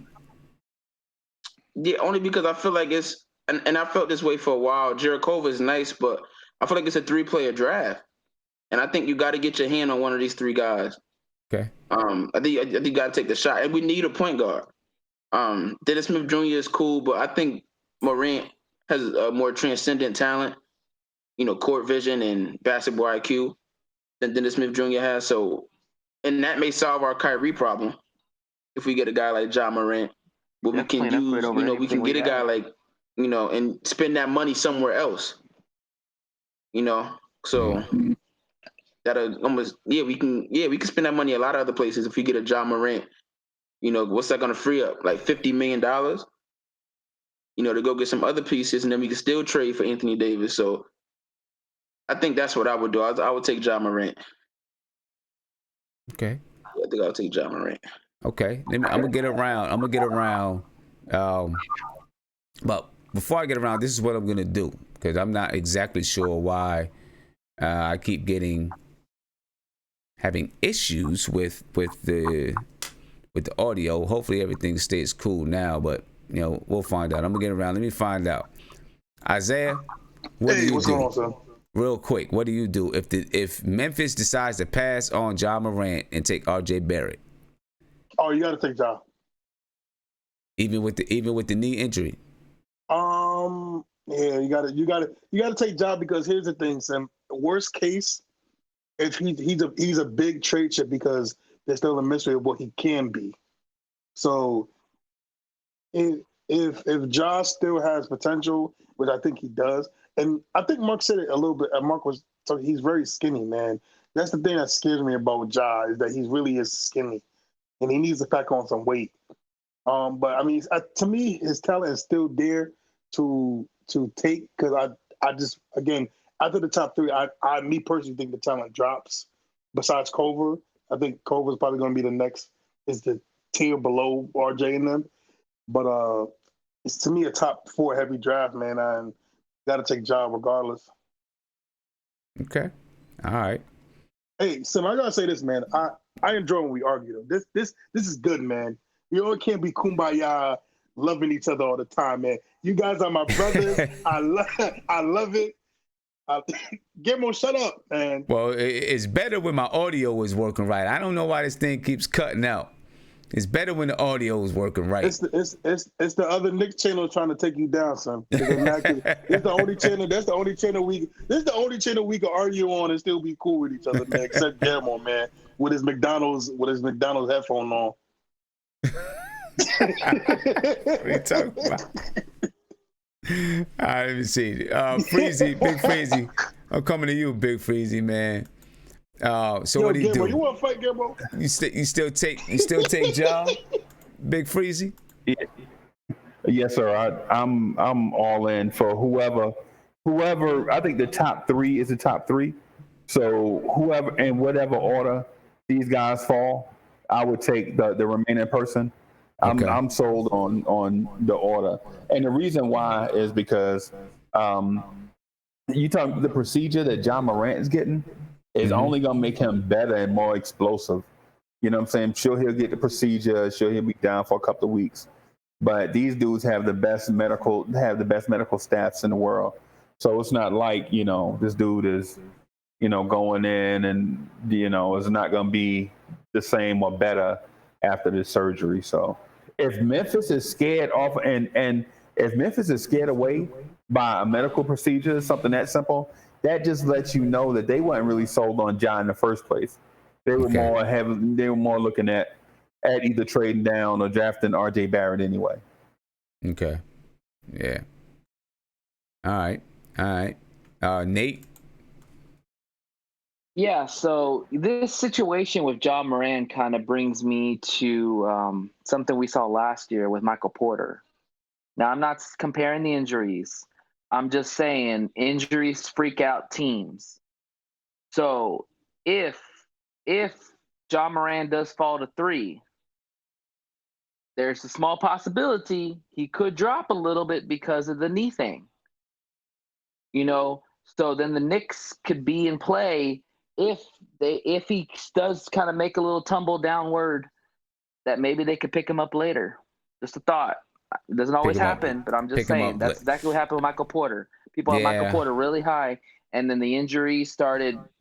All the news started coming on the injuries, and they passed him very quickly. Yeah, I mean, but his injury. I mean, he's supposed to recover in like 3 to 4 weeks. Yeah.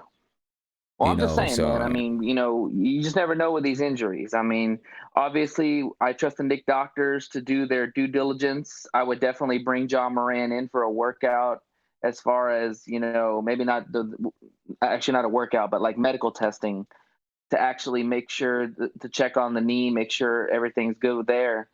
Because you got to make sure you get this pick right. This is number 3. It's either going to be a trade chip or it's going to be our next piece, our next pillar on our team. So you got to make sure that knee is right. That's the only thing. I'm worried about a young guy with even a minor knee problem. I mean, those can always turn into major knee problems. And he's not a very big dude. So, and he plays a little reckless sometimes in the paint. So you got to be a little wary about that. But if everything checks out medical wise, I'm all cool about taking him. I mean, he's an elite passer. Nate, do me a favor. Say that over again because the audio cut out once again. You said it cut out when you were saying, the minor knee problems can turn into major knee problems. Oh yeah. Minor knee problems can turn into major knee problems, and the fact is he's not a big dude, and he kind of plays reckless in the paint. He could easily get hurt again. And you just got to be wary with a 23-year-old or however old he is, 18 or 19. I don't know how old he is. Sorry, I was thinking of Russell. But here's the thing. If the medical records check out, then I'm all for him, man. I mean, the guy's an elite passer. His shot is getting better. He's got to bulk up, no doubt, but he is a pure point guard. He is a pass-first point guard, and you don't see a lot of those point guards in the NBA anymore. So I'd love to see him play with a Kevin Durant or play with a Knox or play with a Mitch Robinson, because this guy will get other players buckets. Yeah. Do me a favor, ladies and gentlemen. I just want you to. I guess I'm just gonna have to deal with it for the rest of the night. We can't take any phone calls because. The phone system also went out, just like the audio is messing up. I probably just have to reset the whole computer. It's been on for a while. But I want to hear what Mark thinks, man. Mark? Yo! So, if you're the Knicks... You hear me, bro? Yeah, I can hear you. So, if you're the Knicks and... Okay. Hey, Booty, oh my God. And the... Memphis Grizzlies pass on John Morant because of his knee surgery. Do you take him? Are you taking him? See, like knee surgeries are like even when you cleaning up knees, just for you to have surgery to go in there to clean something up. And the thing is, he is very scrawny, man. He is. He is small scrawny. Dude. It's not like a end of the world thing, but stuff like that leads to more injuries, like minor injuries, and then minor injury happen, then it could lead to bigger injuries.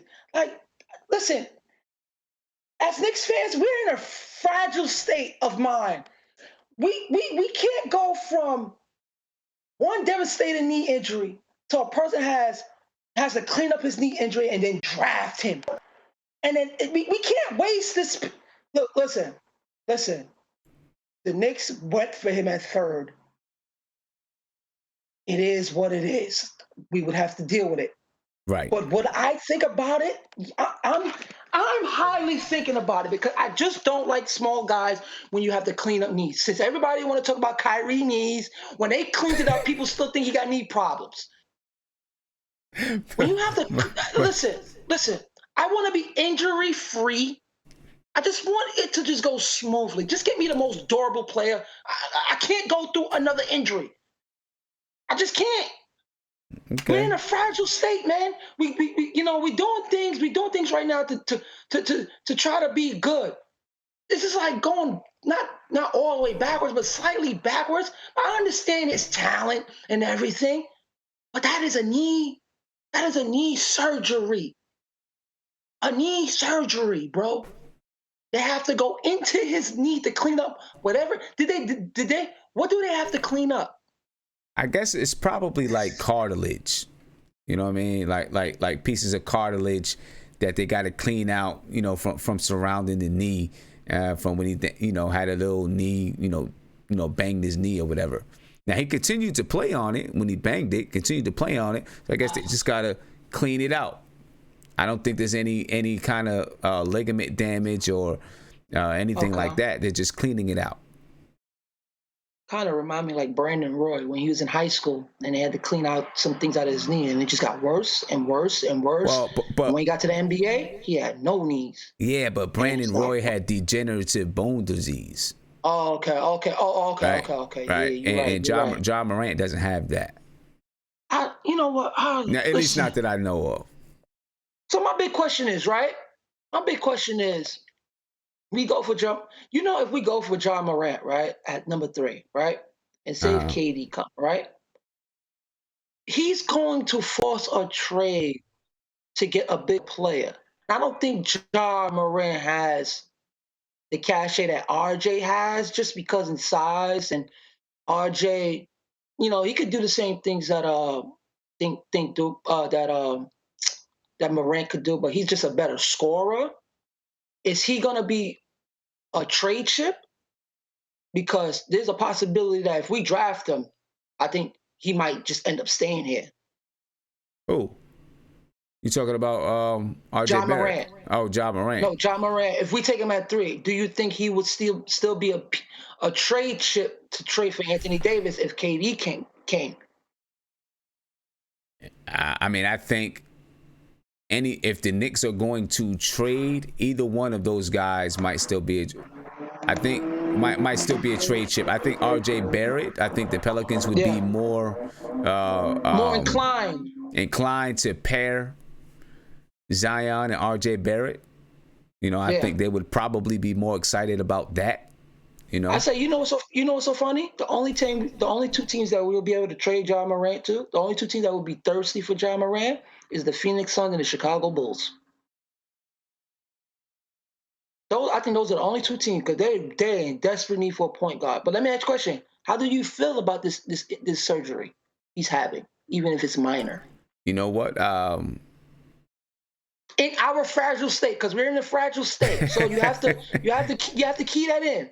You have to key in the details. How do you feel about that? Yeah, I mean, I would. How do I feel about it?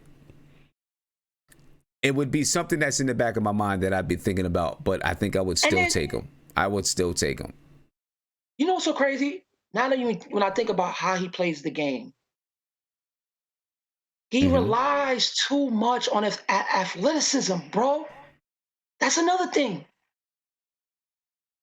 That's another thing with him. He relies on his athleticism a lot. So you think he doesn't have fundamentals? No, he has it, but he relies on his athleticism more. Like it's a major part of his game to get to where he need to get to create, to do the things he does. Okay. It's not like he's like D'Angelo. D'Angelo don't rely on athleticism. He's more of a heady guard. Right. He relies on his skill. He's more skilled. Right. He's more skill-based. But D'Angelo's more skilled than him. He relies a lot on his knees. Just look how he plays. When he attacks the paint, he's a small guy, Sim. That's another thing. He's a small guy relying so much on his athleticism. If he was big like Derrick Rose or Russell Westbrook, I said, no brainer, you take him. But he's small, he's skinny, and when he gets to the league, he's going against bigger guys. And if he's knocking knees with other guys and knocking bodies, that can be a problem for a small guard like that relies a lot on his athleticism. And then he's going into his knees to clean something up. I think it's gonna be all right. I think he'll be all right. I think he's gonna be all right. I think he's gonna be all right. But I would prefer RJ just because he's durable. He's just more durable. He's stronger. He's taller. You know, I just don't. Listen, I'm fragile. I don't want no injured players. I don't want to pick players with injury, like signs of injury when they're that young coming in. I'm just too fragile. Okay. All right. I'm just too fragile. I'm the wrong person to ask. All right. Kyrie had injuries coming in too. Yeah, you're right, but he's healthy. I'm just saying he had injuries coming in too. I mean, he barely even played at Duke. You know what I mean? Yeah, but I don't think KD want to play with young players. Like that's the whole dilemma. Right. That's my whole dilemma. I know. I get it. That's my whole dilemma, bro. I get it. I feel you. Let me talk to Tony Crow, because Tony Crow was trying to call in, and then my phone, and then my sound system started, acting crazy. Tony, what's good, man? I'm just. Go Black this time. Shout out to the chat. What's good, son? I'm chilling, man. I was trying to get you on the line, and then the sound started acting crazy. I don't know what's up. I probably something needs to update, and I need to reset it or whatever. I'm gonna check into it, make sure it's right. But what's good with you, man? It's all good. I seen it was getting heated on there. It was getting heated. That might have been why. You know what I'm saying? The wires was maybe smoking too much. You know what I'm saying? Because I was melting the wires. Because I was coming at Isaiah, man. And he was trying to come back, but Isaiah got a short attention span, so he tried to come back, and then all of a sudden he's talking about tacos. So I don't know. I feel like a lot of the fans got short attention spans and short memory. I mean, people are just disregarding Dennis Smith Jr. after crying and begging for him. Wait, yeah. Who's that? Who I gotta mute? Oh, all right. Yeah, he's on our team. But forget all that. Kyrie want to go to the Nets. If that's what he want to do, that's fine. We gotta be realistic with what's going on. I like what you said about D'Lo. Not as a primary objective, but I mean, it's a young up-and-coming guard. My only objective to that is that we have young and up-and-coming guards on our team already. That's true. That's true. It basically boils down to I mean, are they gone because of the AD trade or whatever the case? So, right. But what was the exact topic we're on right now? So I could. I mean, we were talking about we went from Kyrie, maybe going to the Nets, and then the Knicks getting D'Lo to. Would you take D'Angelo Russell, especially if he's coming along with some other stars, and then now we're talking about if Memphis passed on Ja Morant because of the knee surgery, would you take Ja Morant? All right.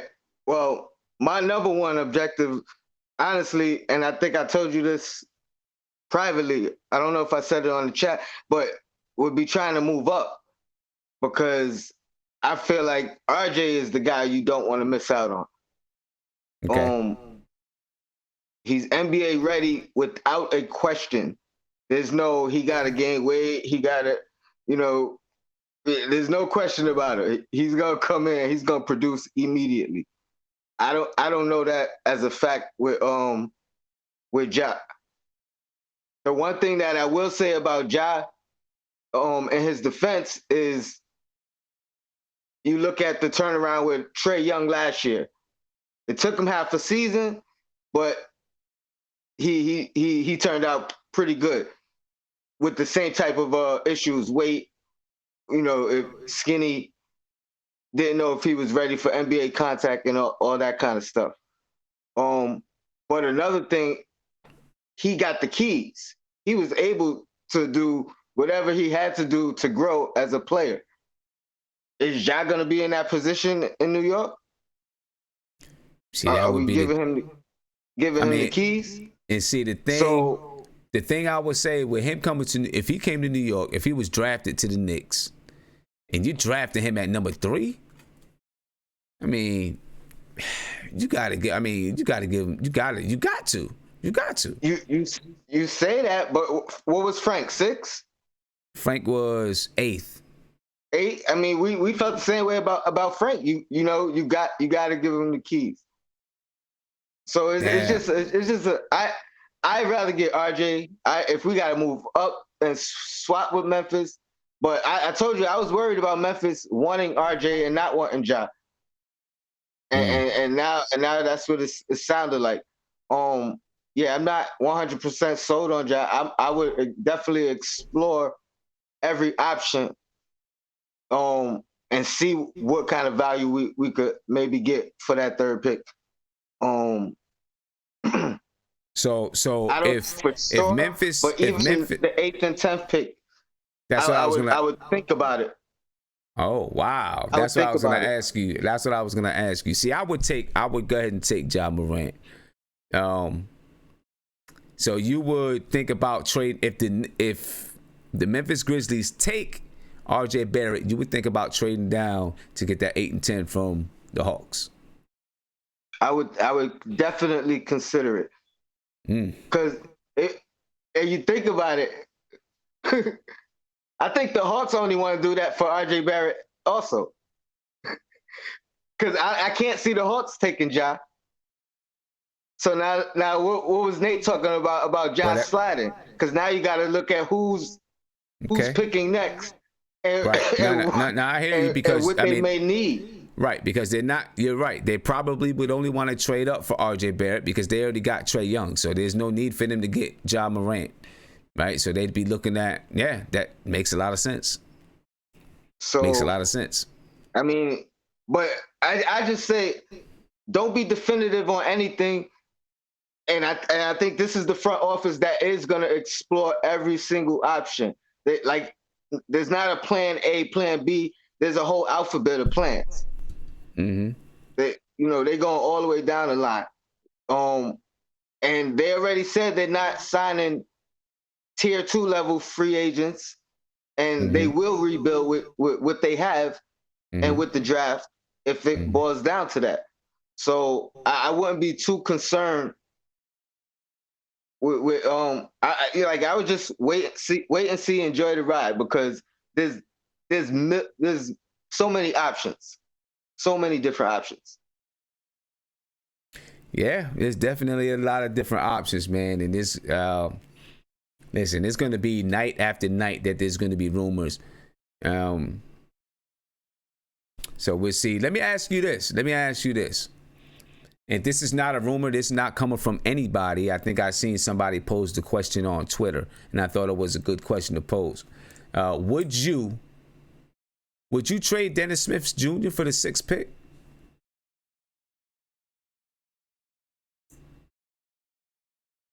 I can't even say that for sure. It depends on what. I wouldn't be mad at it, because I don't think he's shown us enough, especially in New York, to say, oh, he's a surefire keeper. But if you're doing that, you got to have somebody. You have to have a target in mind. True. You definitely got to have a target in mind. I wouldn't just do it and just say, oh, I'll get somebody. Okay. I mean, if I traded him for the 6th pick, if I was trading Dennis Smith Jr. for the 6th pick, I'd be trying to get Jared Culver. I would. Now, we probably wouldn't get Jared Culver because he's probably going to go 4 or 5.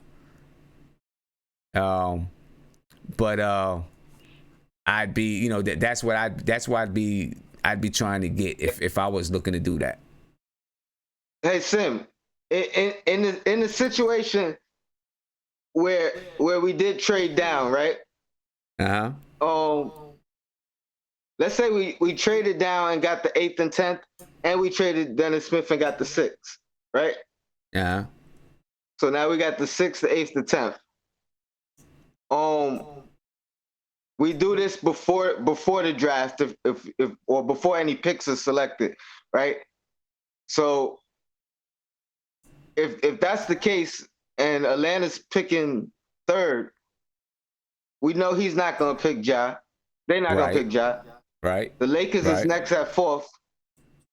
They may pick Ja, which means Garland slides. True. That means Garland slides. Yep. Or they stay with Garland. That means Ja slides. Now who's that? Fifth. Who's that fifth? Dang, I forgot. The Cavs ain't taking a point guard. They got their point guard. So Ja could potentially be the sixth pick, or Garland, or the guy you just mentioned. Culver. So, I mean, there you have it. You it's a potential that Ja could slide to 6 if he's not 2 or 3. And then we would still have 8 and 10. Which puts Bol in play. So you don't think one of these teams would draft him just because he's a trade chip, or he's the most talented guy on the board?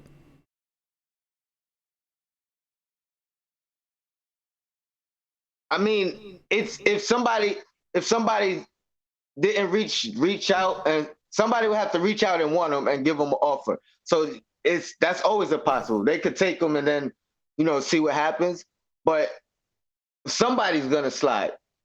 That's all I'm saying. I can't see.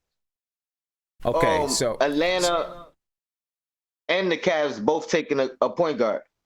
Okay, so right now, New Orleans, Memphis, New York. That's 1, 2, 3. The Lakers are at 4. Cleveland's at 5. Phoenix is at 6. Right? If the Knicks were to trade Dennis Smith Jr. to the Phoenix Suns for the 6th pick, and then you'd be taking some chances. But if that were to happen, let's just say the Knicks traded Dennis Smith Jr. for the 6th pick, right? And then the Memphis Grizzlies took R.J. Barrett.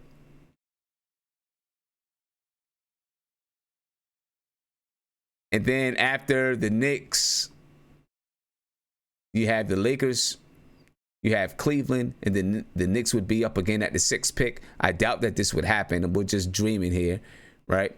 So you're saying it's possible that if the Knicks took somebody else at the 3rd pick, they could get Ja Morant at 6. But who would they get? Here's my question, though. Who would they get at the 3rd pick that you wouldn't be able to get at the 6th pick? You understand what I'm saying? Well, no. The question is who that's right. Oh, that's right. Who would Atlanta pick 3rd? Right. That's the question. Right. So who would they pick 3rd? Who would Atlanta pick 3rd? Who they probably couldn't get at the 8th pick out of that group?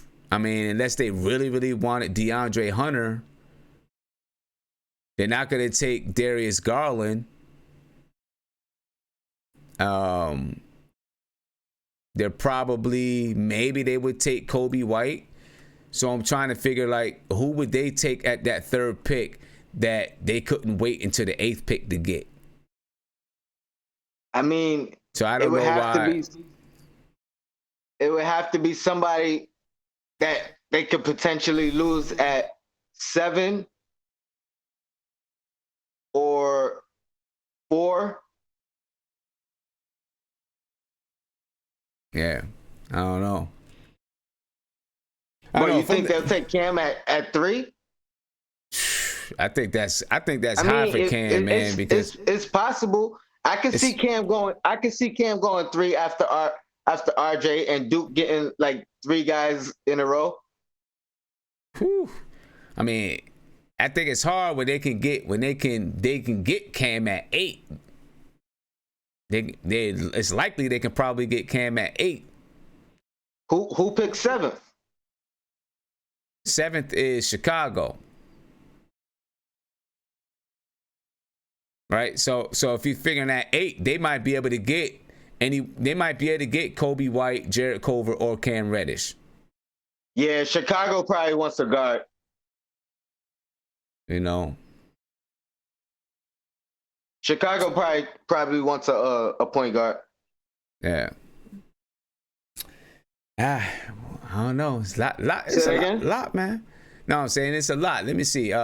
Nate is dying to say something. Let me get to Nate. What's good, Nate? Hey, man. Some mock drafts have Cam Reddish at 4 to the Lakers. I don't think Cam Reddish falls out of the top 5. So I could see the Hawks trading. If RJ Barrett's off the boards, I could see them trading for a guy like Cam Reddish because they do need a wing player. That's all I'm saying. I mean, I think, like I said, a lot of people have Cam Reddish a top 5 player. Okay, just because of his potential. But this is to me still, if Cam Reddish is a top 5 player, right? That means he goes 1, 2, 3, 4, or 5. You still got Kobe White or Jarrett Culver that they can get. I mean, it just all depends on what they value. I mean, a lot of teams might value Cam Reddish over Culver, and they don't think he's going to be available later on down the draft. They might think he might go higher. I think the Lakers are going to take him at 4. I think Jarrett the Lakers Culver? like him better than DeAndre Hunter and Culver. Okay. Oh, you mean Cam Reddish? Yeah. But real quick thing on the whole Dennis Smith thing, I would make that trade in a heartbeat. And the thing is, if we get 6, let's just say if we so it would be for the 6th pick, right? So it means we can still have 3. Say that again. Are we swapping 3 and 6, or do we have 3 and 6? No, you would have 3 and 6. So you would if Phoenix was. If it's something that they would, I doubt that they would do it. We're just dreaming here, but it would be, you trading Dennis Smith Jr. to the Phoenix Suns for the 6th pick. And see, like I said, if we did that, then I'd take Ja. Yeah. Well, not only that, but so let's just say hypothetically, let's say Ja's at 3, we take Ja, okay. And then let's say we trade Smith to the Suns for the 6th pick. I'd be okay with if you think Cam Reddish falls, or if you think Culver falls, or even Jackson Hayes, man. I'm telling you, dude, people are sleeping on Jackson Hayes. He's a 6'11", young body. We need a big, and if we can get a big at 6 along with Ja Moran, I mean, that's a good night for us, in my opinion. All right. It's going to be a lot. Be players in play at 6. So if they want to make that deal, I'm making it in a heartbeat, man. They can have Dennis Smith. I'll take if Dennis Smith gets a 6 pick overall. Shoot, man, give GM to the Scott Perry. What if they want Dennis Smith Jr. and Frank Ntilikina for number 6? You doing for 6? Yeah, for number 6. You doing it? Yeah. What about you, Tony? You doing it? Huh? Now I'm asking Tony. What about you, Tony? You doing it? Nah. Huh? What? I mean, unless we work somebody out and we like them that much. I mean, the 6th pick of the draft, man. We'd have 2 top 10 picks. You wouldn't make that trade? Who do you want? I already told you. It could be Culver, it could be Cam, it could be Jackson Hayes. I'd be cool with all those guys. It could be Hunter too. I mean, if they're not sold on Dennis Smith, then sure, and that's sold on Ja, but I don't think Ja's gonna come in and be like a superstar off jump. I don't even think he's gonna have the opportunity to become a superstar off jump. Not only that, but you give away Dennis Smith that you traded in the offseason for, and you get him for the 6th pick in the overall draft. I'd make that in a heartbeat. I mean, the reason why I'm asking is, one, I think the Phoenix Suns probably liked Frank before, and of course they need a point guard. So now you get, Frank that could be a 1, 2, or 3. Dennis Smith Jr. that could possibly be a point guard, right?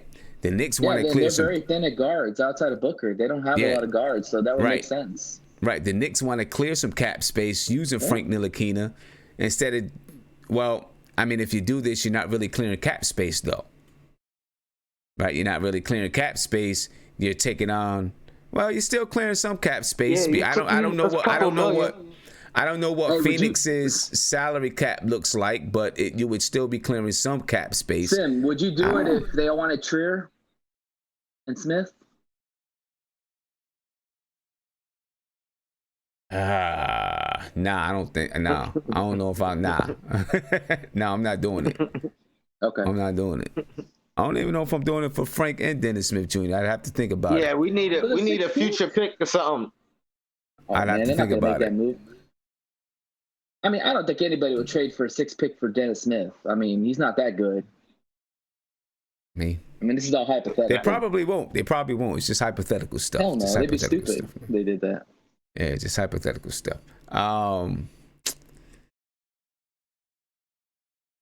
Who knows, man? I'm gonna get back around. I still got you guys live. I'm gonna get back around in a second. Ladies and gentlemen, do me a favor. Subscribe to the channel.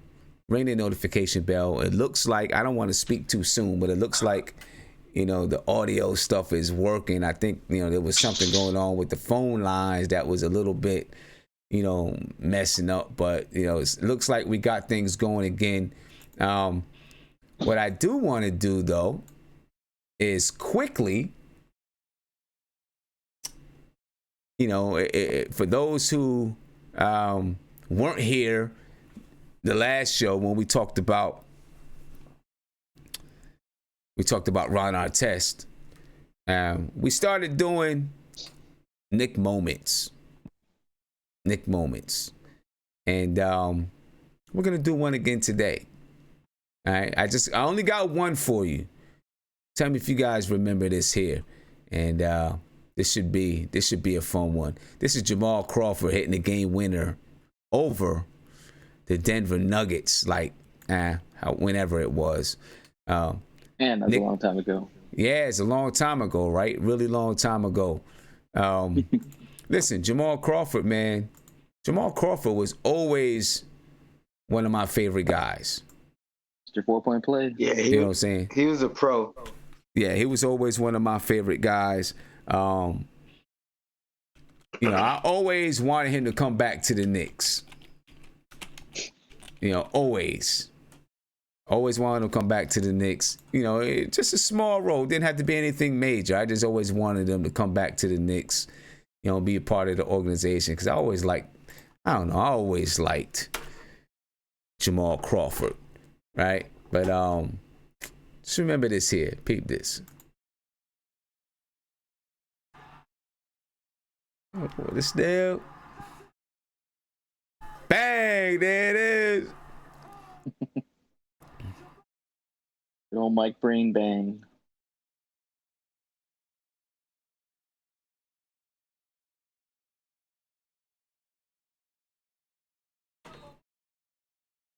Yeah, that was good stuff, man. Jamal Crawford way back in the day, with a game winner. We've been talking about all day, ladies and gentlemen. We've been talking all night. Will Kyrie go to Brooklyn over the New York Knicks? What? Who knows? We've been talking about that. We've been talking about D'Angelo Russell, if Kyrie does decide to go to Brooklyn. We've been talking about Ja Morant. We were talking about a lot of stuff, talking about a lot of stuff here. But let's just talk about some good Knick memories then. You know what I'm saying? Tony Crow. What's good, sir? You remember that? Jamal Crawford hit that 3? Oh, for sure. For sure. That joint was, huh? Yeah, say that again? No. I was just asking if you remember that. Nah, I remember that. He had I was wondering which one you was gonna play because he had a few game winners. Yeah. Jamal Crawford actually had a few 50-point games with the Knicks, didn't he? Yeah. One, yep. Maybe? 1 50-point game? At least one, but I thought he had 2. Yeah. I thought he had 2 in the same season. Yeah, I think so. I think he did. Yeah, I think he did. Jamal Crawford. Yeah. Jamal Crawford. He was like one of the lone bright spots of the early D'Antoni era. Yeah. Yeah, I hated to lose Jamal Crawford, man. I hated that. You know, that's my guy. I like Jamal Crawford. I hated to lose it, but you know. But anyway, man, it's we've been on. It's 122. Sound problems aside, man, I think I'm gonna head off for the night. The one thing, Tony, did you guys get a chance to see the Ron Artest story? Nah, I didn't get to see it yet. I'm actually gonna check for it tonight. See if it's on my little stream service. Yeah, it was good, man. It was pretty good. It was pretty good. Learned a lot about the kid. I knew from the interview that it was gonna be a classic. Yeah, like it's definitely something that I want to get in art and keep in the archive. Yeah, a lot of a lot of Queensbridge artists were in there. Havoc was in it. Noriega was in it. Capone, of course, that's Ron Artest's cousin. He was in it. It was good, man. It was good. But nice. But yo, I'm about to head up out of here. So I'm gonna just come around and get some last words from everybody. All right, Tony, you want to give us some last words? Last words to the fans: be patient and keep your options open, because we have a whole bunch of options to explore. So don't just get set on one idea and keep it at that, because there's no telling what's gonna happen, and there's a lot of different options. So that's my last words. All right, man. Shout out to the chat. Yo, Blackest Time. Later. Yeah, I'm gonna be on tomorrow night, and I don't know if you got a chance to see the what's it called, When They See Us, the series on Netflix, but I want to talk about that on the front stoop. So yeah. Oh, for sure. Yeah. If you get a chance to watch it, man, watch that, John. It was pretty good. Yeah, I watched some of it, and it brought a lot of discussions up at my job. I bet you it did. So we're gonna talk about that. Yeah, no doubt. All right, man. All right, have a good one, sir. Peace. Peace. All right, let me see. Nate, give us some last words, my man. Man, the draft cannot come any sooner. I think we're 16 days away. I'm ready to see who we're going to add and then get ready for free agency. So, I mean, we just got to be patient. Unlike Mark said, I'm not on edge. I'm actually very happy and excited about the Knicks. Probably the most excited I've been in a long time, because we have the right people in play and we have a lot of options to go around. So, okay. Good time to be a Knicks fan. No doubt, man. No doubt. Don't sell your fandom, Mark. All right, Nate. All right, Mark, you want to give us some last words? Yo, Sam. It was good, man. Give us some last words, bro. Did I hear Frank and Dennis Smith for the 6th pick in this year draft? It was hypotheticals. It was hypotheticals, man. Hypotheticals. We were just talking. My bad. Well, the reason why we were talking about it is because on Twitter I seen somebody just kind of put it out there. Would you take the 6th pick? Would you trade Dennis Smith Jr. for the 6th pick? And so I posed that question to Tony, and then I threw it in there and said, would you do Dennis Smith Jr. and Frank for the 6th pick? You know, so it was just hypotheticals. Would you do it? You know, yeah, I'll do that quick, because I can get a wing player. I can get a better shooter and a better defender at 6. Okay. Yep. And to turn off this show, to end it. Listen, I'm fragile. Bear with me. 16 more days. And then I think after that, it's another 14 days after to the day Kevin Durant, or that fragile Kyrie over there might sign to Brooklyn. But You know, I'm just fragile, y'all. I just want what I want for once. For once in 20 years, can I just get what I want? Is that okay to ask for? To get what I want for 20 years? 20 years. I just want what I want so we could just say, Mark, we're in the finals next year. We're in the finals. I want to go to Knicks games in the finals. Okay. I want to go to playoffs, guys. I don't want to be in the draft no more. We all want to go to the playoffs, man. We all want to go to the playoffs. We got some work to do. Listen, just get me what we need and what I want. And we call it. Don't mess up my summer. Period. All right. Or everybody gonna feel my wrath. Oh boy. We're gonna feel Mark's wrath. I will be a different person coming on here if things don't happen. I'm pretty sure you will. You'll still be at opening night though. Oh, you damn right, though. You'll still be at opening night. I will be at opening night with a Porzingis jersey. Oh, Mark God. that down. I'm not letting you in the room. I will not let you in the room. Mark, I will turn you away. I'll tell the dude, I say, yo, he doesn't belong here. Yo. He don't belong here. Now with a KP jersey on, I will turn you away. I'm gonna make sure it's a Dallas one, too. With a fake signature of his name on it. I'm gonna straight turn you away. All right, man. But good show tonight, Sim. Yeah, appreciate it, man. Yo. Sim, you know you got somebody around on Twitter running with your name, though, bro. We was just talking about in the chat. There's a imposter running around here with your name, bro. So just want you to look out on Twitter for that. It's called what is it? Nothing but Knicks. Yeah, but he stole your whole identity, bro. What you mean?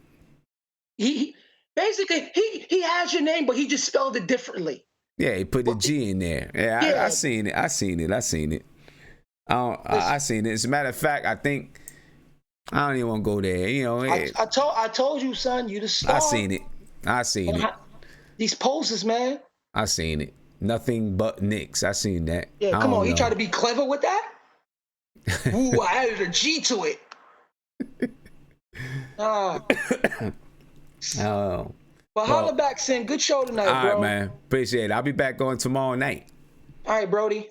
I'll be back on tomorrow night at the game. All right, all right, guys in the chat. Big Freeze, Ant, Isaiah. Y'all stay hungry. Peace. Big Freezy, what's good, man? Hey, what's up, Sam? I'm good. Hey, man. So I enjoyed the dialogue y'all had, man. All the individual points was kind of on point, and it feed into this thing in the off season, that stuff that we be liking to hear.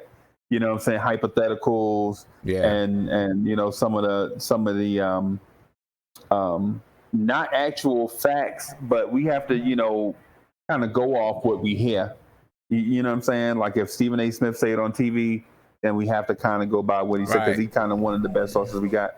But I just want to say this though: share, like, subscribe to everybody that's listening, so that we can have more and more people join the conversation going forward. I don't care if the bandwagon get full after we sign KD, Kyrie, and trade for AD. I don't care if it's more people on the bandwagon. It just means more people for us to talk to and chill out with. That's all I got. Sim, keep doing your thing, man. Hey, shout out to my man Who's Mark, Isaiah with his crazy behind, and King Ant G. We got to get that baby filter back. Baby filter back. Hey, y'all just have a good one though. All right, man. Peace. Later. All right. Ant G, you got some last words, man. Yeah, man. Nah, I can't say that. But nah, man, I'm still feeling good, man. I feel like we get KD in the door and we figure everything else out from there, man. If Kyrie wants to go to the Dollar Tree Boston Celtics, which is Brooklyn, then fine, man. He ain't gonna be no more successful over there. So, man, I'm at the point where I feel good. It's positive vibes, put good energy out there, and I feel like we're gonna get it back this time. So I'm good with that. But you talked about it a little bit, but I implore everybody to watch that When They See Us series, man. It was good and like hard to watch at the same time. Very hard to watch. Yeah. I had to take a break during the interrogations. I had to take a break because it angers you. But it was a real good series, and even seeing the young men, do their promo. I watched all of them, like the videos on YouTube of their promo, of their press run, and they're all impressive young men. So I implore people to watch that. It showed us that black men are more than just thugs and animals, and it's more to us than that. So it's a good series, man, and it teaches you a lot, man. I thought I knew about it, but it's a lot I didn't know. So it's a good education. Good education. Yeah, it was really good, really good. We're gonna talk about that on the front stoop on Thursday night too. I'm gonna be in there for that, man. And tomorrow night we're gonna do a show tomorrow night. We're gonna do a little draft special, just break down some players. Okay. We're gonna do a little draft special tomorrow night. So make sure you guys jump on tomorrow night. We're gonna do a draft special, just kind of breaking down, looking at different mock drafts, breaking down players that are potential players for the New York Knicks, stuff like that, and the audio will be good. So. Okay, and I'm really interested in that second round pick we got, man. I'm interested in who we target because Scott Mills and Steve. I said Scott Mills. Scott Perry and Steve Mills have shown that they could find diamonds in the rough. So I'm interested to see who we target there. Yeah, we're gonna look at that too. You know what I'm saying? That 55th pick, and talk about ways we could possibly use that, or maybe we can get higher in the second round somehow, some way. You know what I mean? But we're gonna do a nice New York Knicks draft special tomorrow. I bet I'll be there. All right, cool. All right, man. Peace. Isaiah. Oh, just the two of us. We can make it if we try. Just the two of us. Not just me and you, but you know what I'm saying. I don't know, man. What's up, man? What's going on? What's going on, man? Wait, are you gonna go live after the finals tomorrow? Yeah. We're gonna do a New York Knicks draft special tomorrow. Okay. You know what, Sim? Man, look, I know we joke, and we had a really great conversation today. Really great conversation. I love that. We argue, but at the end of the day, we all still family. We all didn't agree with we all said, but had a great conversation. But I do want to say, Sim, man, look, please. I think this is going to be your most important front stoop to date. Please, everybody. I know the channel's building up, but please come on Thursday, man, to talk about the Central Park 5. When I tell you that. And I know I joke a lot, but this is very serious, man. What went through these 4 parts with this 4-part series, man, is very tough to watch. And I cried. I'm be honest with you, I really did cry because, this could have been me. This could have been, Joe. This could have been Aunt. This could have been Mark. This could have been Grandma. This could have been you. You were a young man at the time. And it's just. I was at that time. I was 13 years old. And that you was right there at the age, man. And you know what, son, man, it really affected me really seriously bad, man, because I'm legit crying for these kids, man, and these adults, man, because I even looked up some of the real stuff that's going on there, and these dudes is still hurting, son. These dudes is 40 years old, almost 50, and they got family now, and they still hurting. And it just shows that the American justice system. It's not for us. It's not for the colors. It's not for the browns. It's not for the blacks. It wasn't made for us. It wasn't made by us. So we can, and it's just a shame. And please, everybody, go watch When They See Us. When I tell you, this is probably, I'm 25. This might be the most powerful thing I've seen in a very long time. Okay. Well, we're gonna get into it tomorrow, Thursday night. Though I don't want to go too deep into it right now. Yeah, I'm sorry. We'll go into it on Thursday night. We'll go into it on Thursday night, man. You know what I mean? Because this is we try to keep it light in here. Yeah, I know, man. I'm sorry. Try to keep it light in here. We can get deep on the front stoop. We keep it light in here. You stink. I need that. You know what, son? You stink. This is my show. I'm gonna take your bucket hat. I'm gonna flip that. Nah, but you know what, man? I'm proud of you, man. Keep doing what you're doing. Like I said, man, everybody come to the front stoop. I think it's going to be the best one yet. We're going to hop on tomorrow with the draft. It's going to be good.